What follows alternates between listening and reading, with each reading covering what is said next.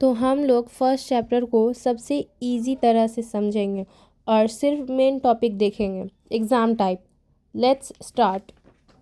इसमें आपका पहला टॉपिक है ठोस अवस्था। हम लोग इसमें अब ठोस अवस्था के बारे में जानेंगे। जानते हैं कि ठोस क्या है। ठोस पदार्थ की वह अवस्था है जिसमें इसके प्रत्येक अणुओं के बीच अंतराण्विक आकर्षण बल अधिक लगता है, जिसके कारण अणु एक दूसरे के संपर्क में आ जाते हैं, जिससे इसका आकार एवं आयतन निश्चित हो जाता है। इस पदार्थ को ही ठोस कहते हैं। उदाहरण: बर्फ, हीरा, ग्रेफाइट, चीनी, नमक इत्यादि। आप इसमें देख सकते हैं कि इसमें बताया जा रहा है कि इसके प्रत्येक अणुओं के बीच अंतराण्विक आकर्षण बल अधिक लगता है, जिससे वो एक दूसरे को अट्रैक्ट करता है और वो काफ़ी मजबूती से बंध जाते हैं, इसीलिए ठोस हो जाता है, काफ़ी मजबूत। ठोस के प्रकार यह दो प्रकार के होते हैं। पहला क्रिस्टल ठोस, जिसे रवेदार ठोस भी कहते हैं, और दूसरा अक्रिस्टलीय ठोस, जिसे बेरवेदार ठोस भी कहते हैं। अब क्रिस्टलीय ठोस का हम लोग डिटेल में जानेंगे। क्रिस्टलीय ठोस आखिर होता क्या है? वह ठोस जिसका ज्यामितीय संरचना निश्चित हो उसे क्रिस्टल ठोस कहते हैं। मतलब जिसके आकार में हम लोग परिवर्तन नहीं कर सकते हैं उसे ही हम लोग क्रिस्टल ठोस कहते हैं। उदाहरण में हीरा, ग्रेफाइट, लोहा इत्यादि। इसका द्रव्यनांक एवं क्वथनांक निश्चित होता है। इसके कणों की व्यवस्था नियमित होती है। अब जानेंगे अक्रिस्टलीय ठोस के बारे में। अक्रिस्टलीय ठोस वह ठोस जिसका ज्यामितीय संरचना अनिश्चित हो उसे अक्रिस्टलीय ठोस कहते हैं। उदाहरण: कांच, रबर, प्लास्टिक, सिलिका इत्यादि। अब क्रिस्टलीय ठोस के प्रकार, इसके भी प्रकार होते हैं। इसके 4 प्रकार होते हैं। पहला आयनिक क्रिस्टल, दूसरा सहसंयोजक क्रिस्टल, तीसरा धातुई क्रिस्टल और चौथा आणविक क्रिस्टल। अब हम लोग इन सब का भी डिटेल में जानेंगे। पहला हमारा है आयनिक क्रिस्टल। वह क्रिस्टल जो आयनिक बंधन से बंधा हो उसे आयनिक क्रिस्टल कहते हैं। इसका मतलब है कि जो भी क्रिस्टल है वो एक दूसरे से आयनिक बंधन से बंधे होते हैं, उसे ही आयनिक क्रिस्टल कहते हैं। उदाहरण के लिए NaCl, KCl, CuSO4 इत्यादि। अब आयनिक क्रिस्टल के गुण, इसके गुण को जानते हैं। यह आयनिक क्रिस्टल से बने होते हैं। यह अत्यधिक मजबूत होते हैं। यह जल में विलय होते हैं। विलय का मतलब घुल जाते हैं, जल में घुल जाते हैं। यह भंगुर होते हैं। यह विद्युत के सुचालक होते हैं, मतलब इसमें विद्युत पास हो सकता है। अब दूसरा सहसंयोजन क्रिस्टल। वह क्रिस्टल, अब इसका एग्जाम्पल लेंगे, ग्रेफाइट, सिलिकॉन कार्बाइड, यह सब सहसंयोजन बंधन से जुड़े होते हैं। अब सहसंयोजन क्रिस्टल के गुण जानते हैं। पहला, यह सहसंयोजक बंधन से जुड़ा होता है। यह कठोर क्रिस्टल होता है। इसका द्रव्यमान उच्च होता है। यह विद्युत का कुचालक होता है। इसका मतलब इसमें विद्युत पास नहीं हो सकता है। अब हम लोग धातुई क्रिस्टल के बारे में जानेंगे। आखिर धातुई क्रिस्टल होता क्या है? वह धातु जो क्रिस्टल अवस्था में पाए जाते हैं उसे धातुई क्रिस्टल कहते हैं। एग्जाम्पल में लोहा, तांबा, चांदी इत्यादि।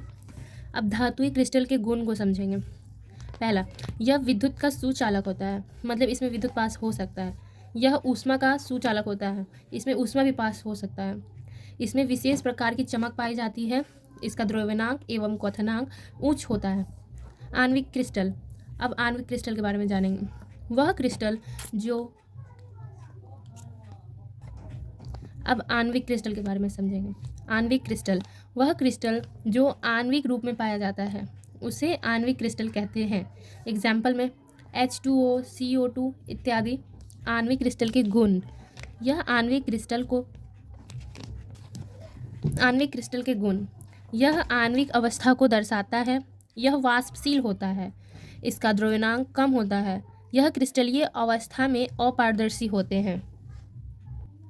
आणविक क्रिस्टल के भी 3 प्रकार होते हैं। अब आणविक क्रिस्टल के प्रकार को समझेंगे।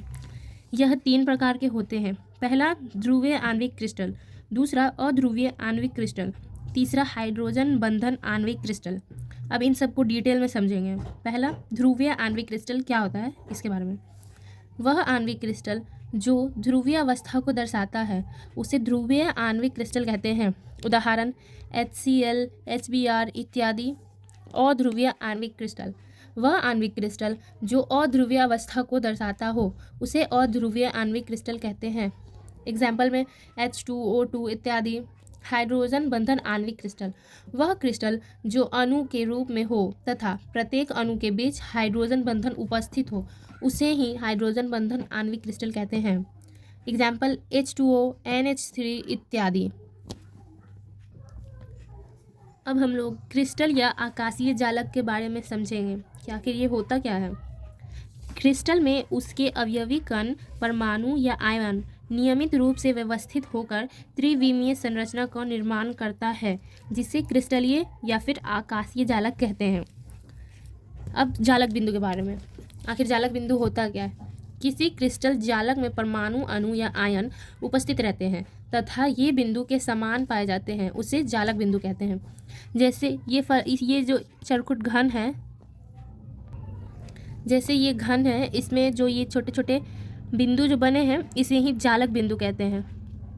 अब इकाई सेल की, इकाई सेल क्या होता है। आकाशीय जालक के इकाई भाग को इकाई सेल कहते हैं। ये जो घन रहता है ये इकाई सेल कहलाएगा। सेल के भी प्रकार होते हैं और सेल के 3 प्रकार होते हैं। पहला सरल घनी सेल के भी प्रकार होते हैं और ये 3 प्रकार के होते हैं।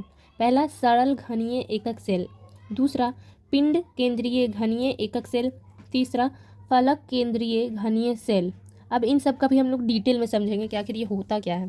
पहला सरल घनीय एकक सेल, इसको SCC भी कहा जाता है। वह एकक सेल जिसके प्रत्येक कोनों पर एकक जालक बिंदु उपस्थित हो उसे सरल घनीय एकक सेल कहते हैं। ये जो जालक है इसके हर एक किनारे पे जो बिंदु है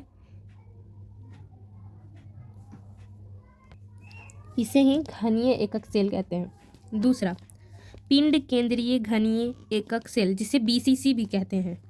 वह एकक सेल जिसके मध्य में एकक जालक बिंदु उपस्थित हो तथा उसके अतिरिक्त प्रत्येक कोनों पर जालक बिंदु उपस्थित हो उसे पिंड केंद्रीय घनीय एकक सेल कहते हैं। मतलब ये जो घन है इसके सारे कोनों पे भी बिंदु रहे और इसके जो बीच में मध्य में एक बिंदु रहे उसे ही पिंड केंद्रीय घनीय एकक सेल कहते हैं। अब तीसरा फलक केंद्रीय घनीय सेल, यह आखिर होता क्या है। वह एकक सेल जिसके प्रत्येक कोनों पर एकक बिंदु उपस्थित हो। फलक केंद्रीय घनीय सेल, वह एकक सेल जिसके प्रत्येक कोनों पर एकक जाल बिंदु उपस्थित हो तथा प्रत्येक फलक के केंद्र में एक अतिरिक्त जालक बिंदु उपस्थित हो उसे फलक केंद्रीय घनीय सेल कहते हैं। इसका मतलब ये जो घन है इसके चारों कोना पे तो रहेगा ही बिंदु और इसका जो ये चरखुट सा फलक हो रहा है उसके मध्य में, सारे मध्य में एक बिंदु जरूर रहेगा, उसे ही हम लोग फलक केंद्रीय सेल कहते हैं। अब संकुलन क्षमता की, संकुलन क्षमता क्या होता है। किसी इकाई सेल के संपूर्ण आयतन का जितना भाग अवयवी कण, परमाणु, अणु या आयन के द्वारा अधिकृत रहता है तो उसे संकुलन क्षमता कहते हैं।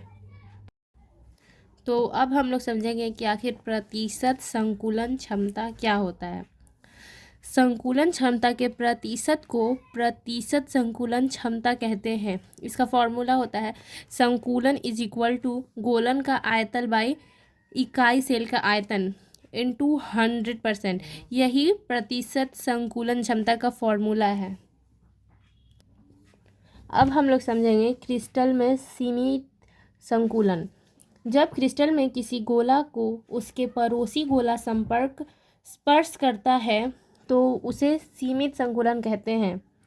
जैसे यह एक गोला दूसरे गोला से स्पर्श कर रहा है, ये सब इसे ही क्रिस्टल में सीमित संकुलन कहेंगे। अब घनीय समित संकुलन, इसको CCP कहते हैं। जब क्रिस्टल में एक गोला को पड़ोसी 4 गोला संपर्क करता है तो उसे CCP कहते हैं। ये देखिए यहाँ पे जो गोला का लाइन है ये 4 गोला को संपर्क कर रहा है, ये भी 4 गोला को संपर्क कर रहा है, ये भी 4 गोला को संपर्क कर रहा है, इसे ही CCP कहेंगे। और अब CP, सिर्फ और सिर्फ CP क्या होता है। जब क्रिस्टल में गोला को पड़ोसी 6 गोला स्पर्श करता है तो उसे CP कहते हैं। अब ये देखिए जैसे यहाँ पे ये एक गोला हो गया, 1 2 3 4 5 6, इसको 6 गोला स्पर्श कर रहा है। आप कहीं से भी बीच में ले लीजिए। देखिए यहाँ 1 1 2 3 4 5 6, इसको 6 गोला संपर्क कर रहा है ना, उसे ही सीपी कहेंगे। अब हम पढ़ेंगे क्रिस्टल में रिक्तियाँ या छेद। क्रिस्टल में गोला नियमित रूप से व्यवस्थित रहता है तथा एक गोला दूसरे गोला के संपर्क में रहता है, जिसके कारण कुछ रिक्तियाँ उत्पन्न हो जाती हैं, जिसे क्रिस्टल में रिक्तियाँ या छेद कहते हैं। आप देख सकते हैं यहाँ पे थोड़ा थोड़ा छेद है, इसे ही रिक्तियाँ या फिर छेद कहते हैं। रिक्तियाँ के प्रकार।